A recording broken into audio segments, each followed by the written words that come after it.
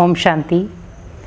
आज हर कोई चाहता है कि हमारे घर में सुख शांति बनी रहे या पॉजिटिव एनर्जी कहीं बनी रहे, लेकिन आज कहीं ना कहीं घर के अंदर झगड़ा या कई बार कला कलेश इतना बढ़ जाता है और हम सोचते हैं कि इसको ख़त्म कैसे किया जाए। तो हमें ये ध्यान रखना है कि हमारे घर में जो पूजा कक्ष है, क्या हमने उसको प्रॉपरली वैल्यू दी है।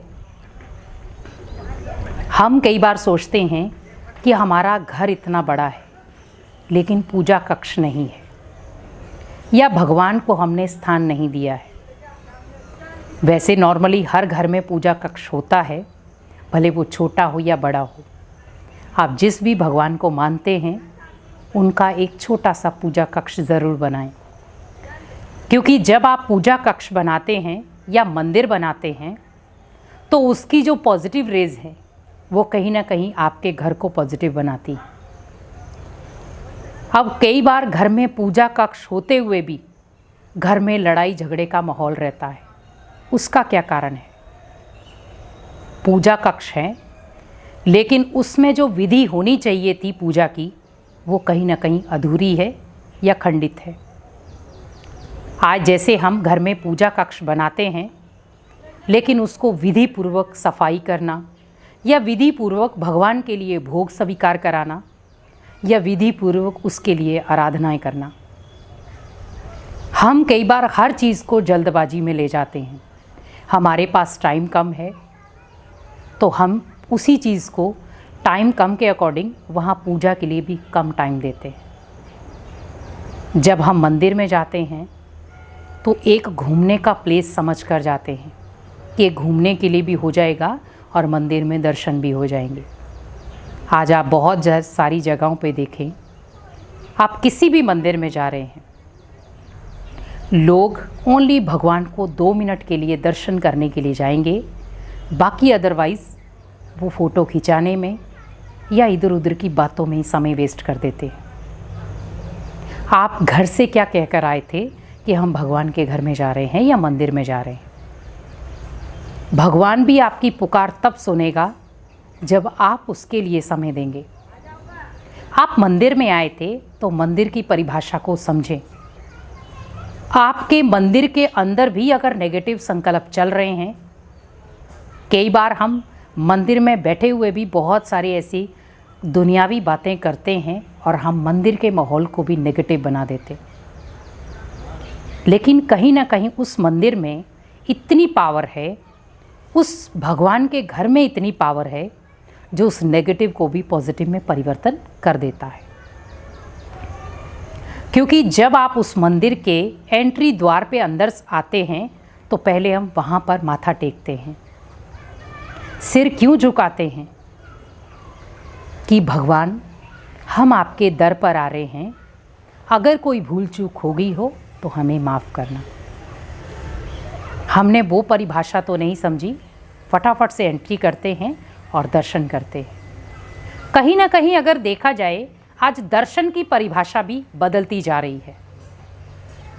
जहाँ पर घर के अंदर भी आज कई जगहों पर हमने देखा, घर में मंदिर है लेकिन सफाई नहीं है। घर की सफाई हम रोज़ करेंगे लेकिन मंदिर की सफाई ओनली हफ्ते में 1 दिन या साल में 1 दिन करेंगे। जैसे लक्ष्मी का पूजन होता, दीपावली आती है तो उस समय हम क्या करते हैं, पूरे घर की सफाई करते हैं। क्या लक्ष्मी ने कभी आपको कहा कि मैं जब आने वाली हूँ तो आप घर की सफाई करें?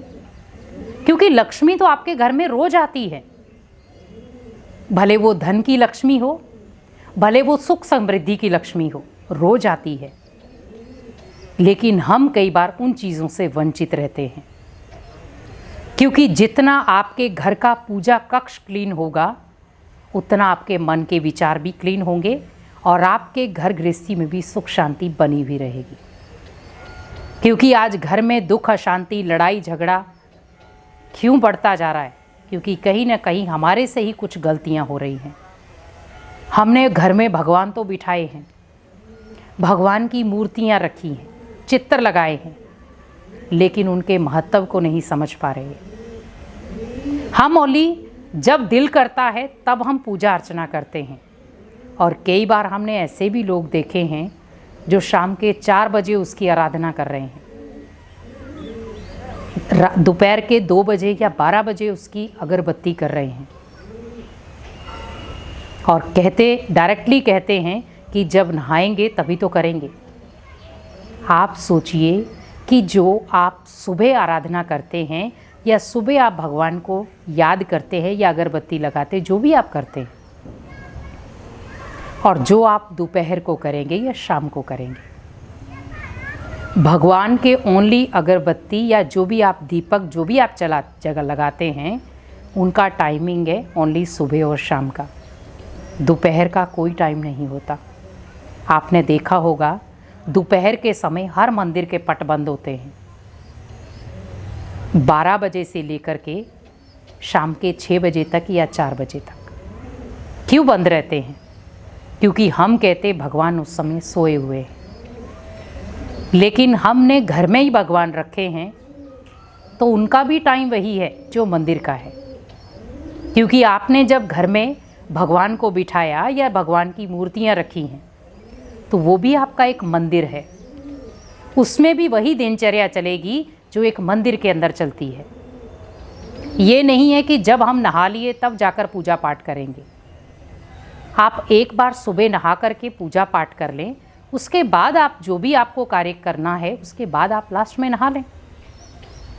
लेकिन हम अपने स्वार्थ के अकॉर्डिंग भगवान को नज़रअंदाज कर देते हैं, और भगवान भी उसका रिटर्न यही देता है कि जब जिन बच्चों ने मुझे सबसे पहले याद किया, पहली पुकार मैं उनकी सुनूंगा।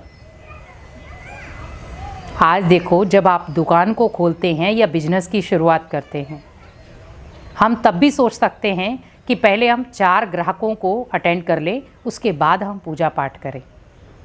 नहीं करते। हम पहले जो भी कस्टमर होते हैं उनको रोक देते हैं कि हम 2 मिनट के लिए पहले यहाँ पर पूजा आराधना कर लेते हैं, उसके बाद आपको सामान देंगे। जब एक बिजनेस के बीच में हम ये चीज़ असंभव नहीं संभव करते हैं, तो घर परिवार में क्यों नहीं? आप नहीं अगर कर सकते, घर में जो भी सदस्य पहले नहा चुका है, आप उसको कह दें कि आप पूजा अर्चना करें, आराधना करें, अगरबत्ती जो भी आपको लगानी वो लगाएं। क्योंकि कहीं ना कहीं आपका सोच का प्रभाव आपके घर के ऊपर पड़ेगा। और जब आप सुबह उठ करके बहुत सुंदर भजन या भगवान के गीत लगाएंगे, और सुबह ही आपने अगरबत्ती दीपक जो भी आपने जलाना था वो जलाया, आपके घर में ऑटोमेटिकली बहुत सकारात्मक ऊर्जा आना शुरू हो जाएगी, और उस ऊर्जा के आधार पर ही आपके घर में सुख शांति बनना शुरू हो जाएगी। आपके घर में जहाँ पर नेगेटिविटी इतनी सारी थी, वहाँ पॉजिटिविटी क्रिएट होना शुरू हो जाएगी। आपको करना क्या था? ओनली जो नियम एक मंदिर में बने हैं वो घर में बनाने थे। घर में बच्चे हैं, जल्दी नहा लेते हैं, बच्चों को कह दें। आप घर में डेली कोशिश करें भगवान को भोग ज़रूर लगाएं। आपके छोटे छोटे बच्चे हैं, जैसे कन्या है या भाई छोटा है, तो आप उनके हाथ में एक भगवान के लिए अलग से थाली लेकर आएँ।